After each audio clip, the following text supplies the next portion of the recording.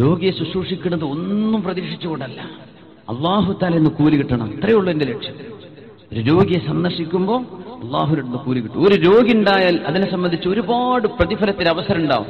നമ്മൾ വിചാരിക്കുക പടച്ചൊരു രോഗം വന്ന് എന്റെ ഉമ്മ അസുഖമായി കുടുങ്ങിപ്പോയല്ലോ. ഇല്ലല്ലോ, ഉമ്മ അസുഖമായപ്പോഴാണ് നിങ്ങൾ ഉമ്മായുടെ അരികത്തിരുന്ന് ദുആ ചെയ്താൽ ആ ദുആഇന് ഉത്തരമുണ്ടെന്നാണ്. കാരണം ഫീ ഖിർഫത്തിൽ ജന്ന, സ്വർഗ്ഗത്തിന്റെ ഒരു തോട്ടത്തിലാണ് നിങ്ങൾ ഉണ്ടാവുക. മൻ ആദ മരീദൻ, ഒരു രോഗിയെ സന്ദർശിച്ചാൽ നിങ്ങൾ ഒരു സ്വർഗ്ഗത്തിന്റെ തോട്ടത്തിലിരിക്കുന്ന പോലെയാണ്. ദുആ ചെയ്താൽ ദുആക്ക് ഉത്തരമുണ്ടെന്നാ. രോഗിന്റെ അടുത്ത് ദുആ ചെയ്താൽ നിങ്ങൾ സ്വർഗ്ഗത്തിന്റെ മധ്യത്തിലാണ്, സ്വർഗ്ഗ പൂന്തോപ്പിലാണ്.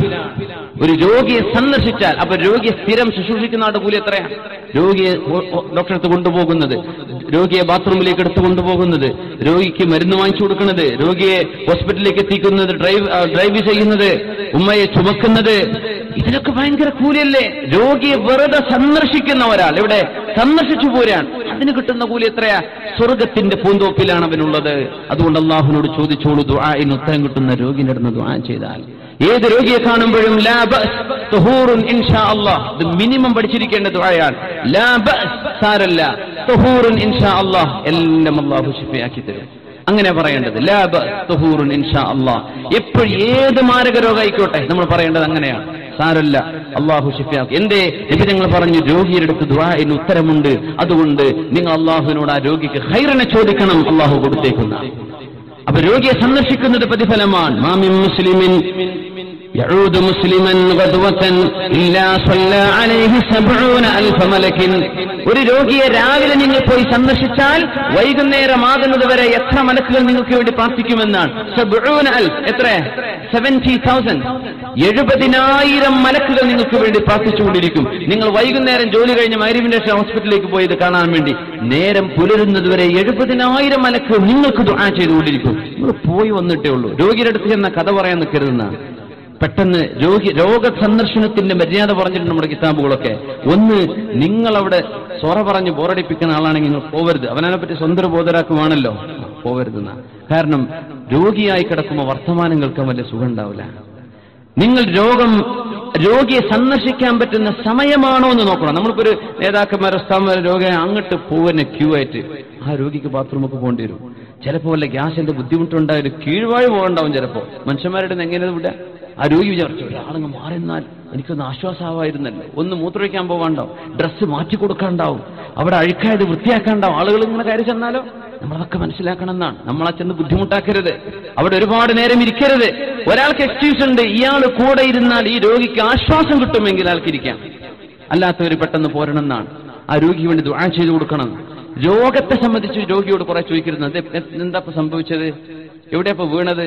എത്രയപ്പോ സ്റ്റിച്ചുള്ളത്? ഇപ്പോൾ ഡോക്ടർ ഇപ്പൊ എന്താ പറഞ്ഞു? മാറുന്നു പറഞ്ഞു മാറും. ഇതൊന്നും ചോദിക്കാൻ പാടില്ല രോഗിയോട്. അങ്ങനെയല്ല ചോദിക്കേണ്ടത്. സാരല്ല, വേദന അള്ളാഹു പുറത്തു തരും. പിന്നെ അസുഖല്ലേ, അള്ളാഹു നിനക്ക് മാപ്പ് തരും. അള്ളാഹു നിങ്ങൾക്ക് ഒരുപാട് പുറത്തു തരാൻ പോവാണ്, നിങ്ങൾ ക്ഷമിച്ചേക്കണം. രോഗി അങ്ങനെയാ ചെയ്യേണ്ടത്. രോഗി ആരെങ്കിലും നമ്മളെ സന്ദർശിക്കാൻ വേണ്ടി നമ്മൾ രോഗിയാന്ന് വിചാരിക്കാം, നമ്മൾ വിഷമം പറയരുത്. നമുക്ക് വരുന്ന ആളുകൾ ചിലപ്പോൾ കരയാൻ നിൽക്കുന്നുണ്ടാവും, അവർക്ക് നമ്മൾ ആശ്വാസം പറഞ്ഞു കൊടുക്കണം. ഇതൊക്കെ ചെറിയ രോഗല്ലേ, അല്ലാഹുവിന്റെ റസൂലിന് എന്തൊക്കെ ഉണ്ടായിട്ടുണ്ട്, നമ്മുടെ മുൻഗാമികൾക്ക് അയ്യൂബ് നബിക്ക് എന്തൊക്കെ ഉണ്ടായിരുന്നു, നമുക്ക് അത്രയൊന്നും ഉണ്ടായിട്ടില്ലല്ലോ എന്ന് ആ രോഗി പറഞ്ഞാൽ അത് മറ്റുള്ളവർക്ക് ചെയ്യുന്ന വലിയൊരു ദഅവത്താണ്. മറ്റുള്ളവർ ഇങ്ങോട്ട് ആശ്വാസം കൊടുക്കേണ്ടവരാ. അത് ചിലപ്പോൾ നടന്നില്ല എന്ന് വരും. അതുകൊണ്ട് രോഗി അങ്ങോട്ടെങ്കിലും പറഞ്ഞു കൊടുക്കണം എന്നാ. ആരല്ല, കുഴപ്പമില്ല, അങ്ങനെയാണ്. ആശ്വാസം അങ്ങോട്ടും ഇങ്ങോട്ടും ഭയങ്കര കൂലിയാണ്. ഉമ്മാക്ക് അസുഖമായി നമ്മൾ വിഷമിച്ചു, പക്ഷെ ആ ഉമ്മയെ സന്ദർശിക്കുന്ന സമയത്ത് സ്വർഗത്തിന്റെ പൂന്തോപ്പ് കിട്ടിയോ ഇല്ലയോ? കിട്ടി.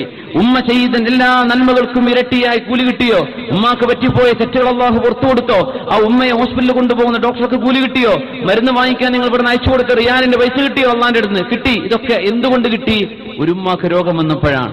രോഗം disease in itself could be a calamity. പക്ഷേ ആ രോഗി കാരണം നമുക്ക് എന്തെല്ലാം അനുബന്ധ കൂലികൾ കിട്ടാനുണ്ട് എന്ന് ആലോചിച്ചാൽ ആ രോഗം ഒരു അനുഗ്രഹമാണ്. ഒരു എത്തീം കുട്ടി ഉണ്ടായെന്ന് വിചാരിക്കുക, ഒരു കുഞ്ഞിന്റെ വാപ്പ മരിച്ചു എന്ന് വിചാരിക്കുക. 15 വയസ്സ് താഴെയുള്ള ഒരു കുട്ടിന്റെ വാപ്പ മരിച്ചാൽ നമ്മൾ ആ കുട്ടി എത്തീം എന്ന് പറയും, അല്ലേ? ഇപ്പോ 45 വയസ്സായപ്പോ വാപ്പ മരിച്ചു, റബ്ബേ ഞങ്ങളൊക്കെ എത്തീം കുട്ടികളായല്ലോ, ഉടച്ചോനെ. 40 വയസ്സായ ആളായി പറയണത് അങ്ങനെ പറയാൻ പറ്റില്ല. നാട്ടുകാരോടൊക്കെ പറയാം ഷറയിൽ കണക്കാക്കൂല. ഇസ്ലാമിന്റെ ഷറയിൽ യതീം എന്ന് പറയണമെങ്കിൽ 15 വയസ്സ് താഴെ പ്രായം. അപ്പോ അത് വലിയ വിഷമാണ്. നമുക്ക് റബ്ബേ കുട്ടികളൊക്കെ ചെറിയ മക്കളാണല്ലോ പഠിച്ചോനെ, വിഷമാണ്, ഭയങ്കര വിഷമാണ്, സങ്കടമാണ്. ആ വൈഫിന് അയാളുടെ ഭാര്യയ്ക്ക് ഭയങ്കര വിഷമാണ്. ആ കുട്ടികളെ കാണും, പഠിച്ചോനെ ഈ ചെറിയ മക്കളിനെ ആരാ നോക്കുക? ഒക്കെ ശരിയാണ്. അനവകാഫിറുൽ യതീമി ഫിൽ ജന്നതി ഹാകദാ എന്ന് നബി തങ്ങൾ പറഞ്ഞിട്ടുണ്ടോ സല്ലല്ലാഹു അലൈഹി വസല്ലം? യതീമിനെ നോക്കുന്ന ആളും ഞാനും സ്വർഗ്ഗത്തിൽ അരികത്താണിരിക്കാൻ പോണത് എന്ന് പറഞ്ഞു. ഖൈറു ബൈത്തിൽ ബുയൂത്തിൽ മുസ്ലിമീൻ, മുസ്ലിമീങ്ങളുടെ വീടുകളിൽ ഏറ്റവും നല്ല വീട് യതീമുൻ ഫീഹി യതീമുൻ യുഹ്സനു ഇലൈ, ഒരു നന്മ ചെയ്യപ്പെടുന്ന യതീമുള്ള വീടാണ്. വശർറു ബുയൂത്തിൽ മുസ്ലിമീൻ, മുസ്ലിമീങ്ങളുടെ വീടിൽ ഏറ്റവും മോശപ്പെട്ട വീട് യതീമായ കുട്ടിയോട് മോശമായി പെരുമാറപ്പെടുന്ന വീടാണ്. യതീമായ കുട്ടിയുടെ തലയിൽ പോയി തടവിക്കോ, ആ കുഞ്ഞിന്റെ തലയിലെ മുടിയുടെ എണ്ണത്തിനനുസരിച്ച് അള്ളാഹു നിങ്ങൾക്ക് നന്മ തരും. ഇതൊക്കെ കിട്ടണമെങ്കിൽ ഒരു യതീം അവിടെ വേണ്ടേ? ആ യതീം കാരണം ഒരു കുട്ടിക്ക് ഒരു വാപ്പ നഷ്ടപ്പെട്ടാൽ ഒരു യതീമിനെ നോക്കേണ്ടത് യതീമിന്റെ വാപ്പയുടെ അനുജനോ ജ്യേഷ്ഠനോ വല്യാപ്പയോ അത് ഒരു നിബന്ധനയും വെച്ചിട്ടില്ല എന്നാ. ഇന്ന ആൾക്ക് ഏൽപ്പിച്ചു കൊടുത്തിട്ടില്ല ആ കുട്ടിന്റെ ഗാർഡിയൻഷിപ്പ്. ആര് കുട്ടിയെ നോക്കണമെന്ന് ഷറയിൽ ഒരാളെയും പറഞ്ഞിട്ടില്ല. എന്താണെന്നറിയോ?